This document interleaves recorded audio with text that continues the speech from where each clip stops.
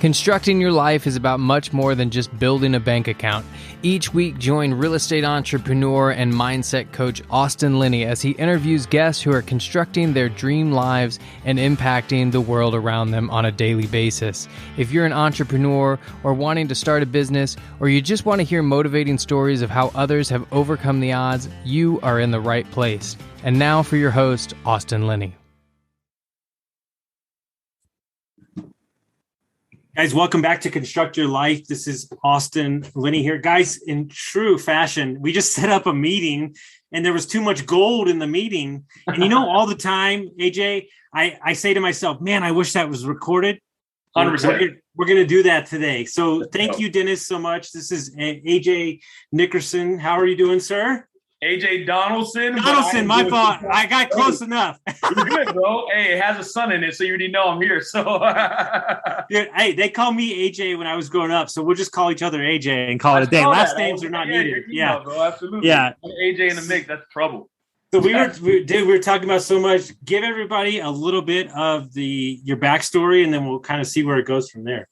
100%. So AJ Donaldson, I'm the founder and executive director of the EPIC Foundation. EPIC is an acronym that stands for Experienced Professionals Impacting Communities. And as I wear my shirt, very proud because it just made its grand debut. We got these new shirts just done. I mean, the acronym in itself kind of shares with you what it is we do. Our organization has been established in 2014. We've been providing scholarships, number one, for over 7 years. We've had the pleasure of impacting over 250 kids throughout South Florida. That impact has come in a series of ways. One, financial aid, scholarships, tutoring, and it has organically evolved into independent mentorship programs. We've even paid for a child to go through his entire vocation and trade. And now we've adopted career pathways, which has been very, very profound movement down here in South Florida. This whole conversation, I'm going to run against the grain because I'm trying to prove a bigger point, right? And you'll see where I'm going with this. Let's go. We have become a society of Instagram bling bling BS, right? Mm-hmm. And what people aren't paying attention to is there is a crisis in America for trade jobs. 100%. We're talking about electricians and plumbers getting paid real money, like real good money, and nobody wants to do the work anymore. Right. Yep. And so what is your kind of your battle cry when it comes to something like this? And people understand these are good jobs with good pay. Yeah. So first and foremost, because my background, even though I'm an engineer from the University of Miami, I really dug deep into education. Right. And I will tell you, it's not education, it's schooling. Education did not start, nor should it end with school, but it's been over romanticized. We dump our kids at school for the 8 to 10 hours a day so I can go work a job and hopefully they turn out okay. And it's not the truth. At the end of the day, we started reading, we started talking before we even got onto a school campus. So with that said, school has its place, but it's not the end all to be all. And the only thing that school is going to promote is college advancement in university. Why? Because that's how they get their funding. Mm-hmm. So they put their efforts where their money is. That doesn't tell you it's the only viable option. As you talk about for bling bling, I got friends of mine who went to university, who went to college, who became an engineer just like I did, and ended up doing something completely different. Went into construction, his family business, and he lives on acres and makes millions of dollars not doing what he studied in college. So it's not the end all be all. It has a purpose and it should be used as such, just for a specific purpose so I can move on to my success. So what's the answer then? Because I'm going to have kids in the next couple of years, and let me tell you something. They sure as fuck ain't going to public school. That's for damn sure. Because what we've been talking about, my entrepreneurship friends that own businesses, we were thinking about making our own school. So that's our that's more of it was our 10-year goal. Now it's our 7-year goal. Well, it's going to be your 5-year goal because you just met me. So, dude, I was just going to tell you that we actually connect. Dude, we got a meeting on the 24th. I got to plug you in. A university is wanting to partner with us right now to build a campus in the next 3 years. Let's go. So it's been profound. So my solution to everything is mentorship. Okay. Talk on it. At the end of the day, if I can see a reflection of myself and someone who's seen success and it's paid forward to me, one, I can be just as successful, if not more successful, because I can avoid the pitfalls that person actually had to go through and sacrifice to get me to where I am. Can I speak frank here? Because I like to dip my toe in waters that other people won't. So every time, because a lot of my friends are Hispanic, I spent 20 years in hospitality. So I literally worked side by side with these amazing human beings. And I have African-American friends. And every time I interview them on the podcast, I say, you should start a real estate fund. And they go, why? And I go, because there's 90 billion effers that look like me, but there's not a lot that look like you that are doing that, right? And what I mean by that is I have a friend who's 24 years old. He owns 800 units. And when I met him, he had 100 units. And I said, what are you doing? Wow. He said, I'm buying apartments. I said, no, you're not. He goes, what are you talking about? I said, you're showing every Hispanic that they don't have to be the tiler, the sheetrocker. They get to be the owner. Yeah. And so by you creating something that people can connect to, then they're easy to join the movement, or they're easy to put their money into it, and so on and so on, right? Yeah, dude. And that's from top to bottom why I had to organize this entire brand a certain way, because for me, it was just me paying it forward. When I first started, I would go be a commencement speaker at a graduation. Hey, I'm making good money. I come from the hood. I'm speaking in the hood. I'm like, yo, hey, here's 10 grand, right? Go to college, go to university. And as I started to evolve my thinking, I was like, wait, no. Go to this trade school and this vocation. And I got these kids who are coming out because technically, even though I went to the University of Miami on a scholarship, yet the scholarship ended in 5 years of a degree that they didn't tell me was going to be a 5-year degree, and it caused me to walk away with $60,000 worth of debt to start my career. I dug a hole for myself because I didn't know what I didn't know. So mentoring is profound for me, because if I can get these connections made, we are paying forward our experiences, because everything you're talking about right now, I coming from where I come from, I'm not exposed to that. I don't know that exists. How would I even start that fund? What are you talking about? Point me in the right direction. Oh, well, everything is Googleable. Well, if I hit that once and make one search, there's a billion different search results, and I don't know which one is the right one. So I'm drinking water from a freaking fire hose. Where the hell do I go from here? Well, guess what? You just found them. Yes, sir. Because not even if you choose to, I'm in this baby. Let's do it. Because I'm going to have kids in the near future, and every one of my business partners, this is all we talk about. Right. They have young kids. How do we support? Right, dude. Let me say something. Smart as shit. Yeah. But nothing about learning about 18th century Civil War means jack shit to me. But let's talk about how we structure a company. Let's talk about how we make money. I didn't even know money until I worked private equity. Right. And then you realize, like, oh, that's how money works, right? Yeah. And so it's these things that we don't talk about in society that are holding us back, right? And so it's on us. Here's the thing. It's not even a choice. Yeah. You and I, the reason we're so fired up about this is because we know that we don't have a choice. Right. Because if we don't wake up every morning and do this, then we won't be us. Yeah. And it's so funny because, I mean, when it comes to that choice and our freedoms, and we're talking about the country we live in, and people, obviously, depending on the circle you're dialoguing in, it's like, well, it's a capitalist society. Oh, well, that's frowned upon. It was like, but this is literally what it is. Like, no one's trying to fool you into thinking it's anything else. Like, it starts and ends in capitalism. Why are we arguing about this? So it's like, if I come out of college in debt, I've got to pay that debt, or I'm on the street. Hey, so guess what? You got to be mindful of and aware of. And these are these things, financial literacy, like you're saying, that's something that we did. That's why I was jumping for joy, because like that's literally something we did during COVID for all our students on Zoom. We connected them with a bunch of speakers, and we got them exposed to, hey, why don't you stop paying $505 freaking dollars for a freaking PS5 times 2 because you want to play video games all day? Why don't you invest one of those $500 into this mutual fund and into this stock? And their minds are blown, like, oh, I would never thought that, because in the house that they live in, their parents didn't know that they didn't know. Mm-hmm. And I think ultimately at the end of the day, it's one of those things where, and just to kind of give you a little background, I introduce you to somebody. When last year, when the riots were happening, and I thought to myself, like, how do I support? How do I do this? Okay, well, the adults are already gone, so then I go to the kids, right? And so I had a real conversation with my African American friend, a real, like scary for me conversation, right? Yeah. And when we got done, And she said, Austin, I come from inner city Philly. I want you to understand that they don't even know what a mortgage, they don't know how a mortgage works. They don't know what a credit card is. I go, what? Yeah. What Yeah. So here's my thought. It's not that they don't want to know. It's that they don't even know the options are available. Correct. Yep. So we have, because if you're talking about that GDP, dude, which I know this is your language, when you're talking about that GDP, that's not being pumped in our areas, right? That is not going to sustain. That is not going to build the bottom line. So it's like, that's not what's being generated in our areas to say, hey, this is something you need to know. This is something viable. This is not being paid forward. And then it becomes generational. It's been generational. And then you can go even farther. Let's talk about health and wellness and food. Food deserts. You know, I didn't even know what food deserts were until I hear that the bad restaurants are in poverty-stricken neighborhoods and they don't have healthy options. What is going on right now? And then you start like, okay, so here's the choice. Everybody's like, you know what they want to do? This is my favorite thing. They want to die on their sword of their pride and shit of being I'm an artist, right? No. You know how you affect change? You create commerce and you create jobs so you can have a crap load of money to give back, or your time, or that's how you do it. You don't do it the other way by bitching and moaning, because what we talk about all the time in my circle is that the true crutch of America is not drugs and alcohol, is not porn, is not poverty. It's one thing: victimhood.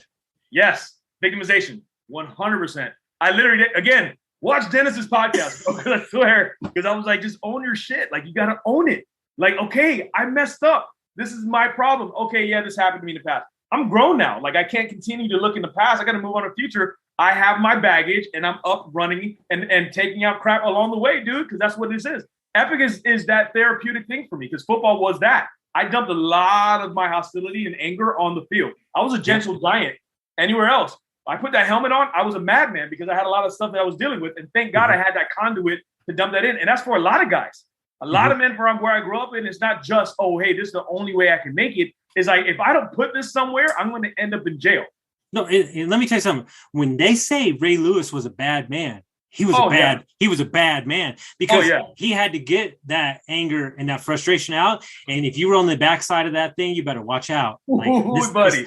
It's not a joke. Like, this is serious, guys. We have people, right? And one of the things that I realized that kind of straightened me out, and I had a mentor tell me, if you can walk around and realize that everybody's hurting from something, then you can have compassion in your heart, and you're not attached to how they're reacting towards you.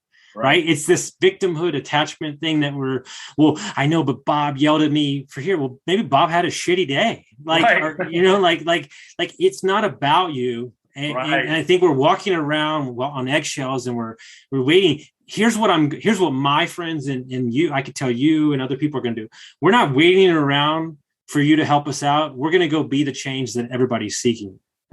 Dude, again, watch the podcast, because we talked about that, bro. It's like either step up or step out. Like just get out of the way, because we have a lot of people who are about action. You know, the mentorship aspect. You know, you hear mentoring, you hear pay it forward. And I told Dennis, I was like, the word pay in itself is synonymous for monetary. And this generation, even if they don't know what they want, because there's that deficiency of how much they know, but they know what they don't want. They don't want a bunch of old men, old dudes, old people talking at me, telling me what I'm doing right and wrong and judging me, like you said, right? They don't want that. They want somebody who's going to show up. You know, there's a kid that we supported many years ago. We were on Channel 6 News, CBS. They did a segment called Mentors Matter. And I just sat back and listened to him talk. And he said, yeah, when I first met this guy, I thought like everybody else that he was just going to be all talk. That's what he said. He's like, but he actually showed up.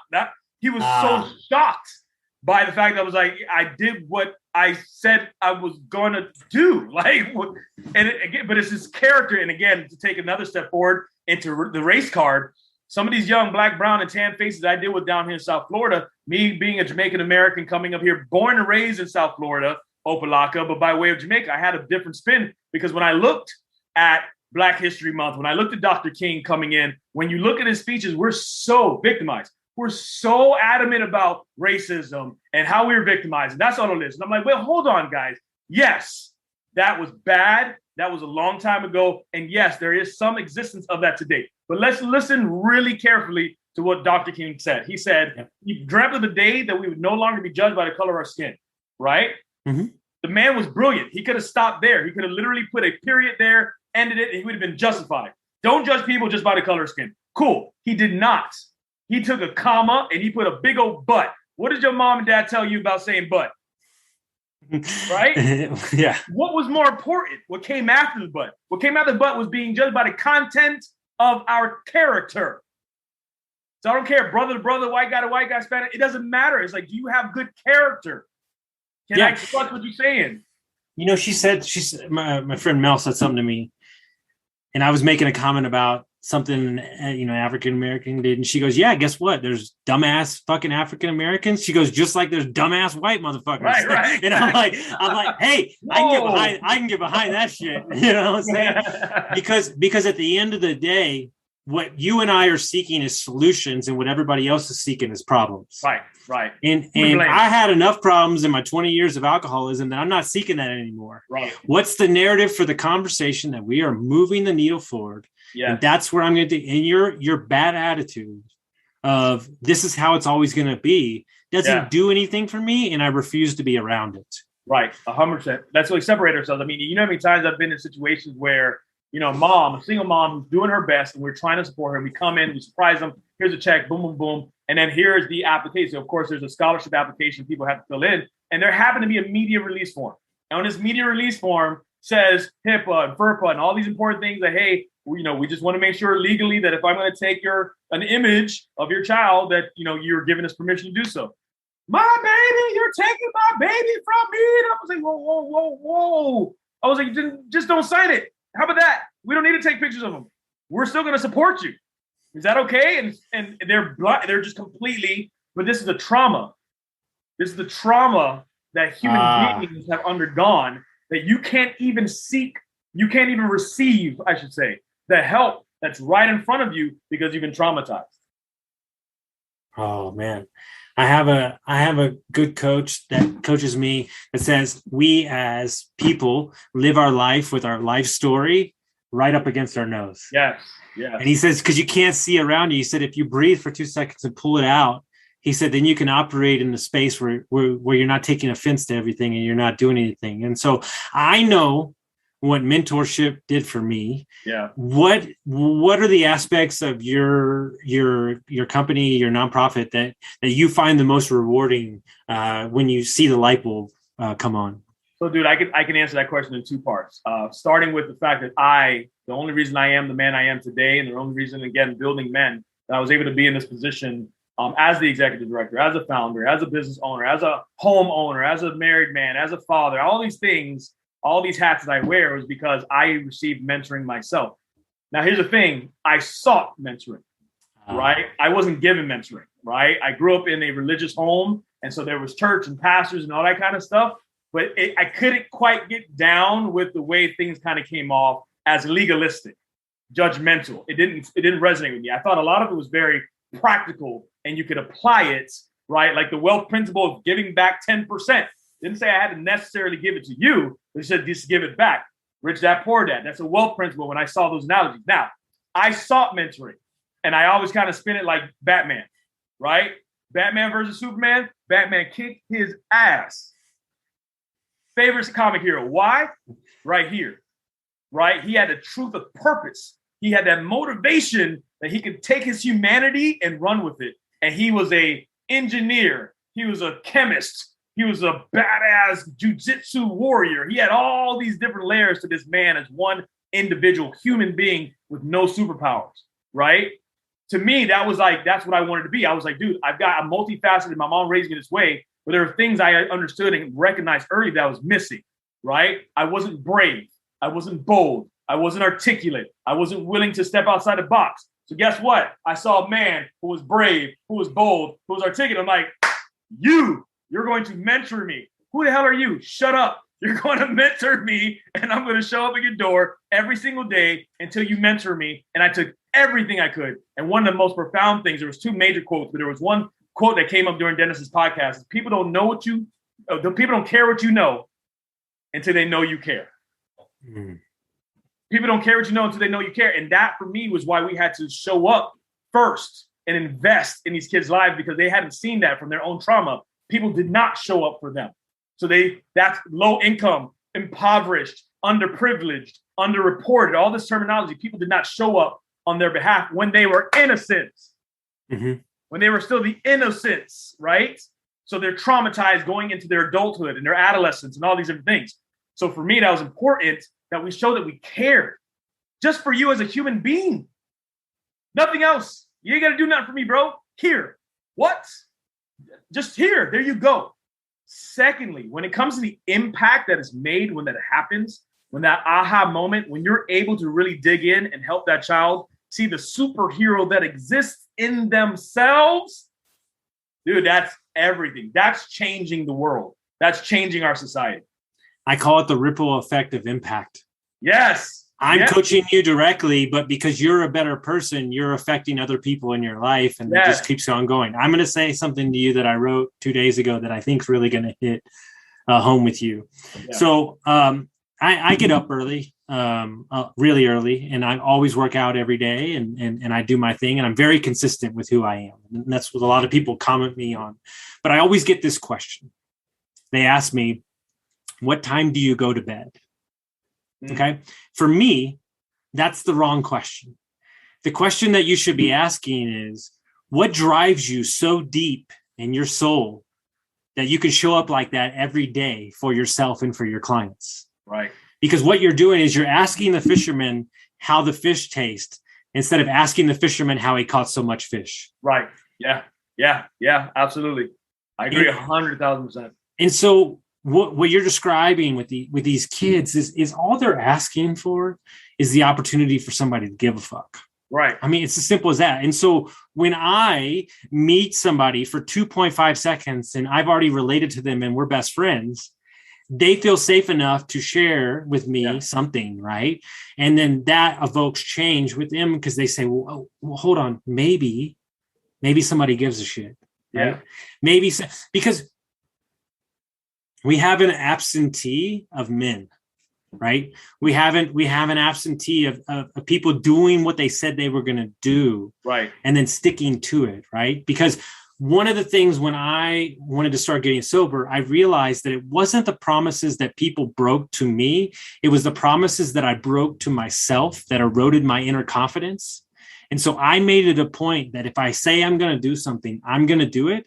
And I attack that with like an aggressive kind of awkward kind of thing where when I do it, I do it. And it's really served me well in the last 2 years and 8 months. It's changed my whole life. Dude, and it's tapping into your passion. And I think being able to help those kids find that passion allows them to truly be successful, not just monetarily, but they can have that tenacity. They can have that stick-with-itness. They can have that because they've triggered a passion in them. And that's what it was for me. And I mean, alluding back to what you were saying before, I remember being that kid.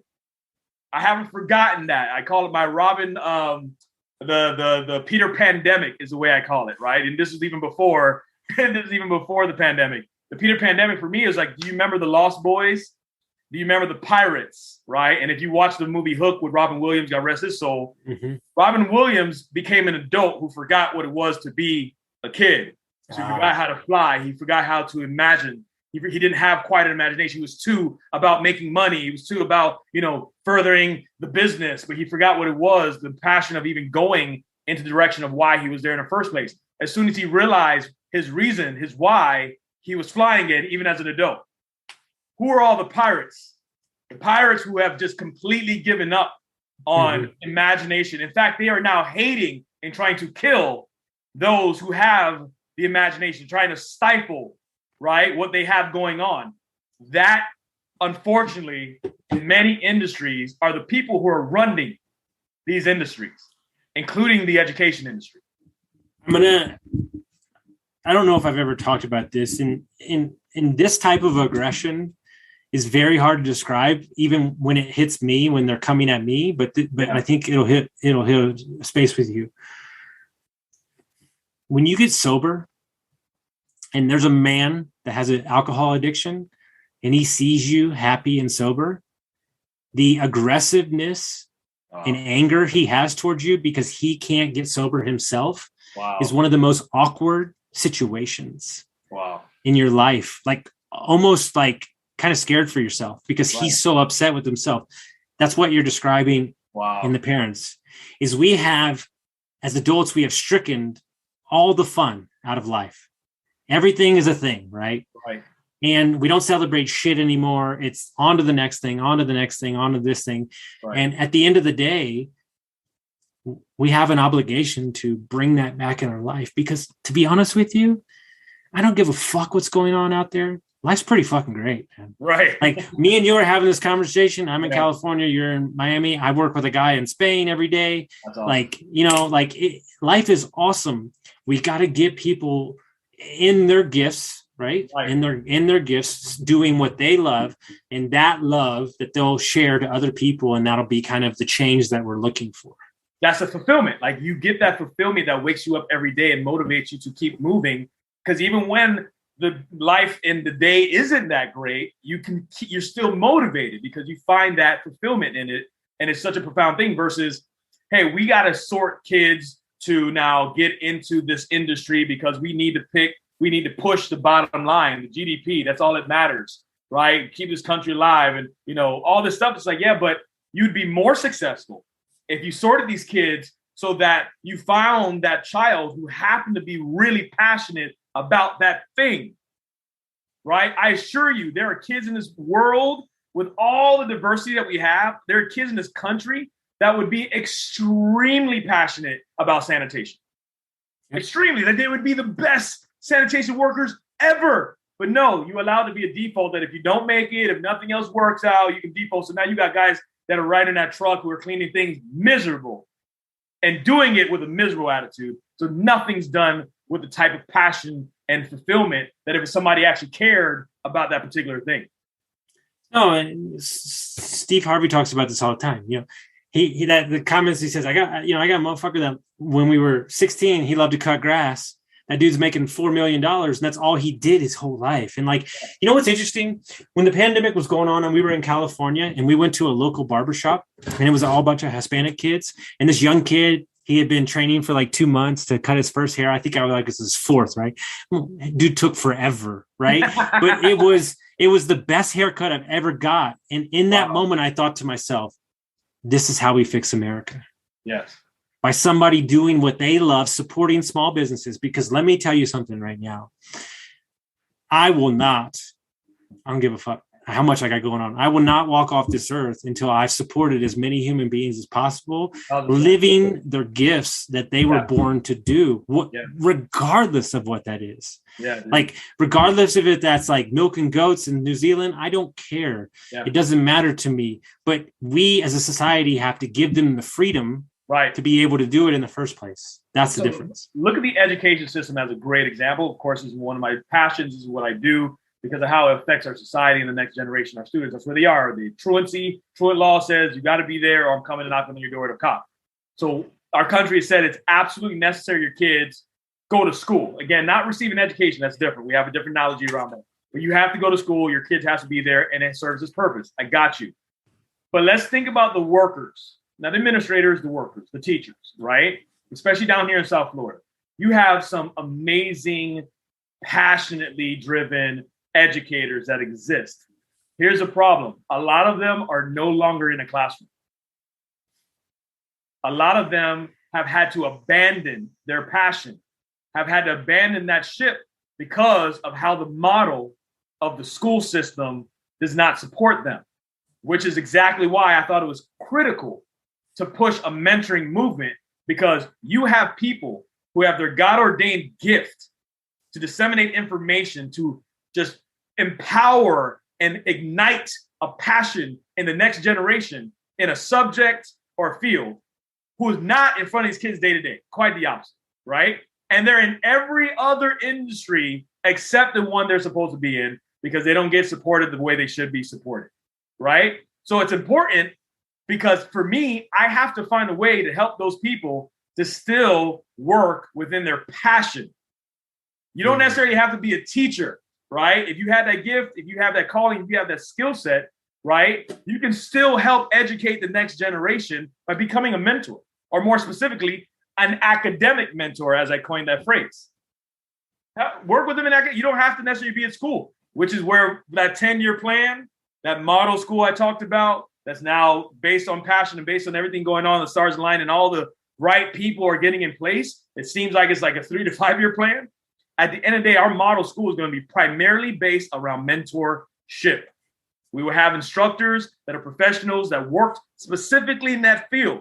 If I have a math teacher, this is not a math teacher who just happened to pass a math certification by the skin of their teeth. This is a math teacher who's working in the field of engineering or some math applied. So when a kid says, oh, why do I have to learn this? How am I going to use this in life? You can actually answer that question. Dude, I couldn't be right now. I want to run through the screen. I couldn't be any more charged up because I don't even know what the fuck is going on. Sign me up. I'm in. You got me. You got my money. You got my team. Because what I want to do is dead serious. Is I want to create an internship program and let them come to work with us and see how a freaking business works, dude. Because I'm telling you, dude, these kids, man, dude, I've met some kids these days, 17 and 18. I'm like, dude, they're so smart. They're like, perfect example. My mentors are in a group called GoBundance. By the way, when I introduce you to them, 275 millionaires, all entrepreneurs and real estate investors, 90% of their kids go to homeschooling or special thing, right? Yeah. These 16 and 13-year-olds already have businesses. They already have businesses. And they traveled the world and they've done all this. So they wrote a book. Check it out. His name is Aaron Musastegi. They wrote a book called 5 Hour School Week. And his wife quit her job to be a teacher. They have 4 kids. It is amazing what these kids are doing. And if I get these, so that a lot of these guys started the Acton School. So they're behind the Acton School, which is entrepreneurship driven. And so we have to change, right? I got an interview I'll send you. Seth Godin and Aubrey Marcus was talking about how the education system has not changed since 1880, and we haven't fixed it at all. Oh, and there's a reason. Don't let them cut us off right now. There's a reason for it. Let's be real. There's a reason it hasn't changed, but I won't stop that. I may get a sniper. Take me out, right? You have this recorded. So they take me out. You know who done it. We'll talk about it on another time. But we have an opportunity, right? With everything that's going on with technology, with everything available. Like I am predicate myself on a lifestyle investor, right? And so the thing is my goal is I'm going to run multiple companies. I'm going to have a coaching business, 2 podcasts, and I'm going to work 3 days a week. Now, those things might be 16-hour days, but it don't matter. Exactly. Right? Because I made a choice, right? Because this work-life balance, the shit that they're talking about, it doesn't exist. What you're looking for is work-life control. Yes. And so if you teach people, right? And I got to send you this interview. He's talking about how the giga industry, the freelance industry is growing by 200%. You know, I'm a great website developer, right? Look, perfect example. There's a guy I know. He builds websites for short-term rental companies, right? He's built 500 in the last 2 years. He's from London. He lives in Bali, right? And does this. He pays $4,000 for the year for a 3-bedroom, 2-bath house with a pool and a maid. What? It costs $2,000 for a website. So what I'm saying is as we decentralize money, real estate and technology, you're going to open up the world to be able to operate your business from anywhere that you want. And you can be more of a freelancer, right? And you can create something that's niche for you, right? Niche down. And then really allow you to just do what you want to do. And that's what we're seeking, right? That's what all of my clients want. Let me tell you the motivation behind becoming an entrepreneur versus going into engineering. Because though, like you, photographic memory, you know, I use that to my advantage because I got that from music, growing up playing the classical piano, having to memorize all that sheet music and stuff, utilized it in school. Don't ask me who our founding presidents are. I may be able to tell you a couple of them. I got an A+ in that test though, right? So that same concept. When I came out, I hated the entire experience of engineering while I was there at UM because it didn't fit my personality whatsoever. Like imagine putting this behind a freaking motherboard and soldering all day long. No one cared. It was to fit their agenda, right? We needed more black kids with 4.0s who have this transcript and all these superlatives. Let's bring them over. We need them. Let's give them a scholarship and put them in debt. So I come out and I said, this was a terrible experience. I want to make sure the next generation doesn't do that. How? I talked to my mentor who happens to be a bishop, but he's a businessman. He actually went to school, Georgia Tech, you know, master's, business, the whole nine, MBA, the whole nine. So he's like, dude, well, his question to me was like, what would give you the lifestyle you want? I was like, damn. And I had a list. I had a list of like a dozen things. Like I could be, you know, an audio engineer, electrical engineer. I could be a musician. I could do all these things. He's like, what will give you the life that you want? I said, well, the life what I wanted is to one day have kids, get married, have kids, and be a father who's available. That's what I got to. I was like, I just want to be available. You see where I'm at right now? I'm in my home office. My son's in there doing his work right now. I'm about to go hang out with him, watch Justice League after, go outside, throw the football with his rain permit. I'm available. I am successful by all rights based on the success I was looking for.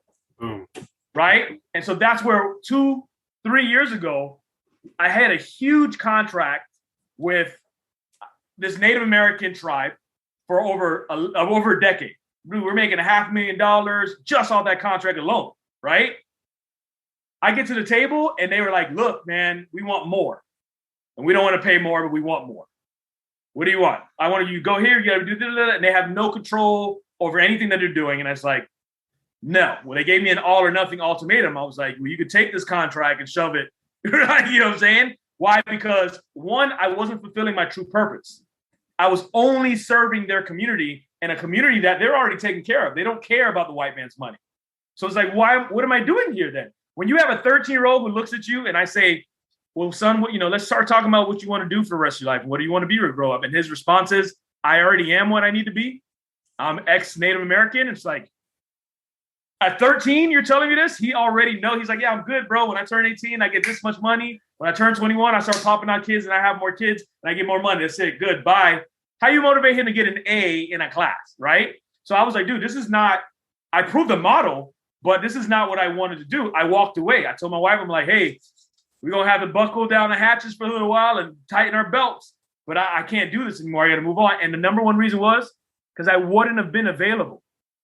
They were going to fly me all the way through the United States. I wouldn't have been available to see and help raise my kids. And I was like, no, it's not worth it. No matter how much money you put in front of me, it's not worth it. I need to be here. I need them to see me the same way I wish I had someone to see. So last year I got laid off 7 days into COVID. And then I got divorced 2 weeks later. And I called this guy that I really respect because I had the opportunity to go back to a job that I really didn't want. And he said this.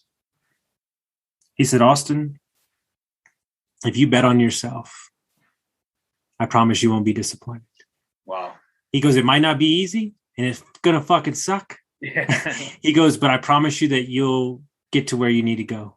Wow. He goes, I'll never regret that. And I think more people need to bet on themselves. And yeah, it's scary. And yeah, you don't know sometimes where the next check is coming from, but you get this, it's for you. Yeah. Dude. Nobody can take that away from you.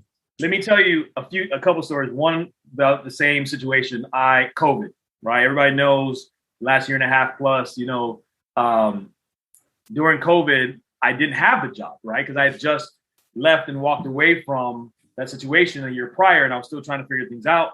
And I get a call from this guy who was an administrator. He's a principal. He calls me. He's been trying to track me down and da-da-da. And I'm like, all right, dude, what do you need now? Offer me a job. Okay, what's the job? Mind you, Epic was trying to organize itself, figure this out. I was really motivated and passionate about it. He offered me his job. He's like, dude, you're going to be in 6 figures easily. I need your specific skill set, blah, blah, blah, blah, but being in the system, right? So I was outside at the time because my son was inside playing the piano. And after being outside for an extended period of time and in that car, I go inside, my son looks at me and is like, dude, what? What? You're supposed to be giving me a piano lesson. You said you're going to be quick. You come inside 20 minutes later. I'm like, oh, my bad. Talking about accountability. You said it was going to be quick. So I said, well, son, somebody offered me a job. And he gave me this look of disgust. Who they don't know who you are. Why would somebody offer you a job? You have a job, right? In his adolescent mind, in his childhood. I said, well, son, that job is offering $150 whatever $1,000. What? He sits back in his chair and he's shocked. I said, but also, dad's gonna be working longer hours, so I wouldn't be available. His response, hell no, you can't do it. No, you're not doing it. And from the lips of a babe, though I'm having this conflict because I got bills to pay, I got a wife, I got all these things. What do? My son is like, no, you need to be here. I need to see you, right? That's it. Enough said. I don't need to see. I don't care how much money you offer me. And then a part of this, my mom gets sick. She's in the hospital, right?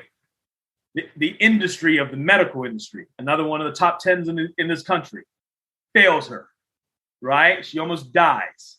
I'm sitting there trying to scratch my head and figure out how in the blue hell would I have been able to handle this if I was working that job? I wouldn't have been able to grab my mom, put her in a car, drive her down to these appointments, call my friends who are doctors. I wouldn't have been able to do this for this woman who sacrificed everything for me because I was working this job. Sometimes life gives you and clears the way for you to be available for something that you didn't even know you had to be there for. Right. And at the end of the day, all you, especially dads, all you people out there that are whining and bitching about trying to make more money, that's your ego talking. Right. Because let me tell you something, your family and your kids aren't asking for that. Correct. Dude, we could go for 9 years. We're going to do part 2 soon. Not to mention that I can't wait to get one of those shirts. But yes, sir. Hey, listen. If people want to find out about your movement, what you're doing, how would they track that down? Well, first and foremost, you have our website, you have our social media. That's the best thing to go to because you can share in the experience yourself. You don't have to hear from my mouth. You can actually hear from the kids themselves directly. These kids that we've been impacting who've offered these testimonies to the community. So go to our website, epicsouthflorida.org. That's epic, EPIC, southflorida.org. Our Instagram is exactly the same as our URL. So Epic South Florida, at Epic South Florida. Facebook is a little shorter, so it's Epic SFL for the same thing. And you can find us on Twitter, Epic_Florida, and of course, LinkedIn as well, the Epic Foundation. One thing I have to push and kind of promote and help people recognize that, our biggest fundraiser every year is our annual gala. During COVID, we had to go virtual, just like most foundations and organizations. This year, me and my board said, F that. Like we're not doing it again. We're not going virtually. Screw that, dude. So what happens with us this year is, thank God for a really good friend of mine who works at Resorts World Bimini. We're going to Bimini, Bahamas for our gala event, bro. Woo-hoo. Yes, sir. So October 2nd, we're going to have guest speakers. We have a special guest, Calvin Hughes of Channel 10 News. Your boy Dennis, you may recognize. Dennis is actually not going to be there. We're going to do an interview style right there live in front of everybody. So tune in October 2nd from 7:30 to, we're going to be partying until the wheels fall off. So we're going to be having a good time in Bimini, Bahamas. The festivities and activities start at 8:30. So I'm really excited about what's to come. But this is really just the beginning, the momentum leading up to the event, what happens at the event, and everything that's going to happen after that I can already foresee. Relationships like this that we're developing. We're connecting the right people to the right causes. And let me just say this to you specifically. Dude, if you don't want to start a foundation, just adopt us, bro. Because I don't, because I don't have the time. Because you don't even want to get into my schedule. I think I have like 6 businesses right now. But adopt us, bro. But I already did. So 100%. So everybody that's in my businesses are people that I respect and mentors and amazing. And if I can be anything for your movement and for your charity, because let me tell you something, you don't know me that well, but there's no, and I don't mind. I don't mean to toot my own horn, but there's nobody that knows more people than I do. And there's nobody that sings a louder bullhorn than I do, because that's how I roll. And so I'll just be the face and the connector for this bad boy, because I'm telling you right now, and I mean this 100%. I probably get 2 people a week that'll reach out to me and go, man, I'm having kids soon, and I just don't know. I just, what do I do? And this is a big deal. And if you truly want to know how we fix society and head it in the right direction, is we start with the kids. Yeah. And we support them, and you know what I would love to do, man? I would love, because I do this for clients all day, we got to get you a podcast. Oh, so tune in on Thursday, because I'll be interviewing a young man who's doing a Calm 24 hours, which is just a profound, you got to see it. But they've been pushing me to do these epic lives. No, yeah, we're going to get you a podcast. We're going to get you all straightened out. And dude, I'm telling you, I can already see the movement. And I already going to send this interview to like 5 different people because I want them to get behind it. And we could do a rich kid, poor kid summit. Like there's so many things we could do. So guys, if you like this episode, send it to a friend that'll get some value from it. And we'll see you next time. That's awesome.